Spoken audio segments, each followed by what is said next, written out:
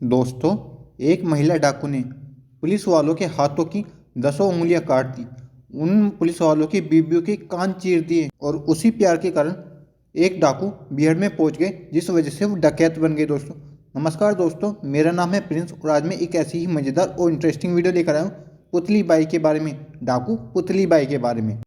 दोस्तों, कहा जाता है कि डाकू पुतली बाई चंबल की सबसे खूबसूरत और सबसे हॉट और टोन लड़की थी।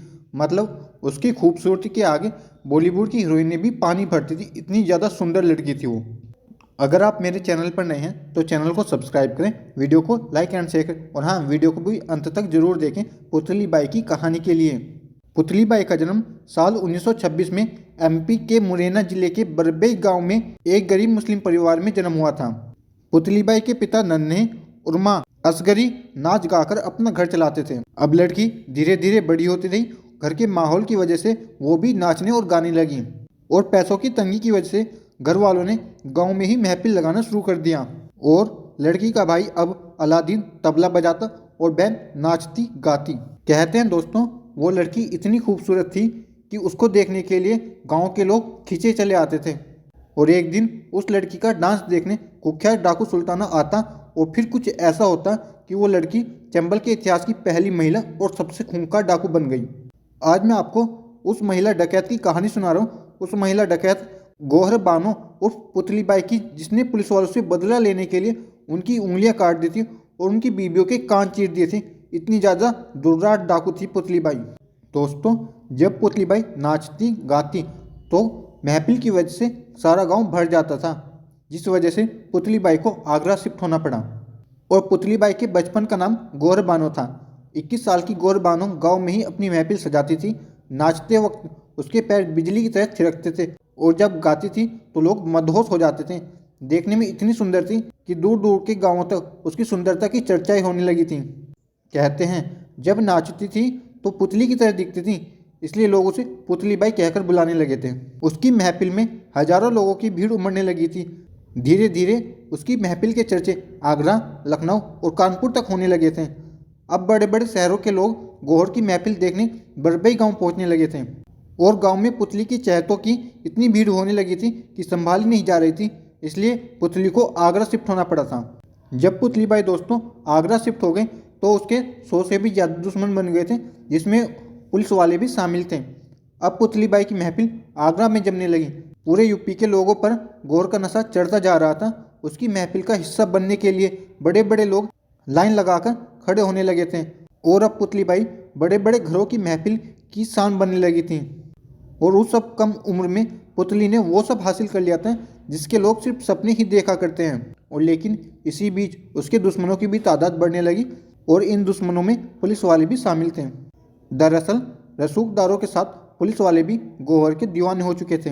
हर कोई उसे अपना बनाना चाहता था। एक पुतली किस किस का साथ देती और वो सबको मना करती गई और लोग उसके दुश्मन बनते गए। और सभी लोग जो पुतली बाई के दुश्मन थे वो उसकी महफिल में दिक्कतें समस्या पैदा करने लगे। पुतली बाई की महफिल में कभी आग लगा दी जाती तो कभी गोलियां चला देते। और अब बात यहाँ तक आ गई कि पुतली बाई को जान से मारने की भी धमकी दी जाने लगी। पुतली ने एक अखबार में बताया था उसको धमकाने और परेशान करने वाले लोगों की संख्या 100 से ज़्यादा थी। और इन्हीं सब परेशानियों के चलते हुए पुतली को वापस अपने गांव में आना पड़ा। और अब दोस्तों, पुतली के घुंघरुओं की आवाज़ चंबल के बिहड़ों तक पहुंच चुकी थी और उस टाइम का कुख्यात डाकू सुल्ताना उससे मिलने आता था। और अब पुतली बाई अपने गांव आ गई और फिर से नाचने गाने लगी। भले ही पुतली आगरा से वापस आ गई थी, लेकिन उसकी लोकप्रियता अभी तक कम नहीं हुई थी। अब पुतली के डांस और उसकी सुंदरता की चर्चा चंबल तक होने लगी थी। चंबल के सैकड़ों डाकू उसके दीवाने होते जा रहे थे। और एक दिन पुतली की सुंदरता की चर्चा उन दिनों के सबसे कुख्यात डाकू सुल्ताना तक पहुंची। और सुल्ताना महिलाओं का सम्मान किया करता था, लेकिन चर्चा इतनी ज़्यादा होने लगी थी कि एक दिन उसको भी पुतली बाई की महफिल का हिस्सा बनना पड़ा था। दरअसल दोस्तों, पुतली बाई के पड़ोस के गांव श्री राम का पुरा में उसका कार्यक्रम चल रहा था। सुल्ताना भी वहां पहुंच गया।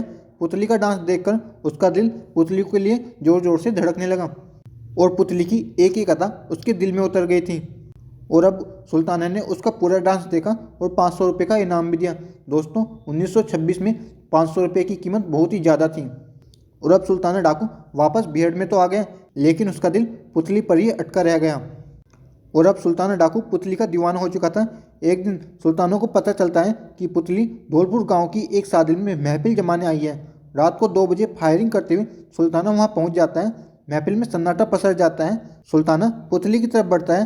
पुतली बिना डरे वहीं खड़ी रहती है और पूछती है, कौन है तू? सुल्ताना जवाब देता है, तुम्हारा चाहने वाला, तुम्हें अपने साथ ले जाने आया हूँ, मेरे साथ चलो।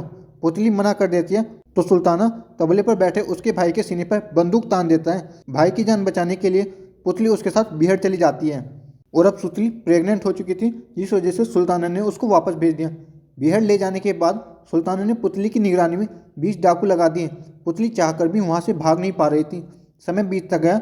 बिहार में सुल्ताना की दरियादिली को देख पुतली भी उसको अपना दिल दे बैठी। दोनों के प्यार के किस्से आम हो गए। गांव-गांव में पुतली और सुल्ताना की प्यार की चर्चाएं होने लगी। पुतली को सुल्ताना से प्यार हो जाने के बाद भी पुतली को बिहार की जिंदगी पसंद नहीं आ रही थी। इसी बीच पुतली प्रेग्नेंट हो गई और उसने सुल्ताना से कहा, मैं अपने बच्चे को इस अपहरण और हत्या वाले माहौल में जन्म नहीं देना चाहती। सुल्ताना भी अपने बच्चे को डाकू नहीं बनाना चाहता था, इसलिए उसने पुतली को वापस गाँव भेज दिया। जब पुतली गाँव जाती है तो उसको कुछ पुलिस वाले पकड़ लेते हैं, उसका बलात्कार कर देते हैं। और जैसे ही पुतली बाई वापस गांव आई, पुलिस ने उसे पकड़ लिया और सुल्ताना के बारे में पूछताछ करने लगे। पुतली जानती सब थी, लेकिन उसने अपना मुंह नहीं खोला। इसके चलते पुलिस ने उसे बेइंसाफी पीटा और प्रेग्नेंट होने के बाद भी उसके साथ बलात्कार किया। और फिर जैसे ही सुल्ताना कोई कांड करता तो पुलिस वाले पुतली को पकड़ लेते और उसके साथ उसके परिवार वालों को भी मारते थे। ये सिलसिला 4 महीनों तक चलता रहा और पुतली की वजह से उसके परिवार वालों को भी पुलिस से मार खानी पड़ रही थी। और अब पुतली ने फिर से वापस बिहार में जाने का मन बना लिया था और अब वो गांव में सिर्फ अपने बच्चे को जन्म देने के लिए ही रुकी हुई थी। और कुछ दिनों बाद उसने एक बेटी को जन्म दिया, उसका नाम तन्नो रखा। बेटी को माँ के पास छोड़कर वो वापस सुल्ताना के पास चली गई। परंतु दोस्तों, पुतली इस बार बिहार पहुंची और इस बार उसका पूरा मूड बना होता कि वो डाकुओं के साथ शामिल हो जाएगी। बिहार में वापसी के बाद पुतली ने सुल्ताना से हथियार चलाना सिखाने को कहा और अब सुल्ताना ने पुतली को हर तरह का हथियार चलाने की ट्रेनिंग दी। और अब पुतली बाई बिहाड़ों के रंग में रंगने लगी। गांव में रहने के दौरान पुलिस वालों ने पुतली को इतना प्रताड़ित किया था कि अब उसके दिल से किसी भी बात का खौफ खत्म हो गया था।